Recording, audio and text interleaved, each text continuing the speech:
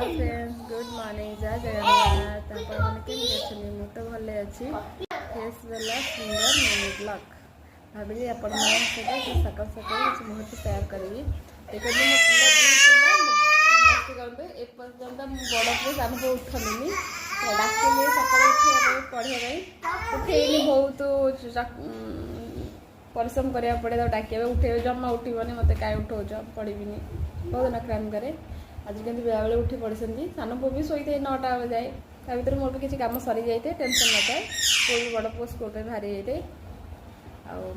जाऊली उठिक मत टना मामा जाओनी मामा जाओ ना पाखे बस खेल खेल सकाल कम कि कर स्कूल तो नहीं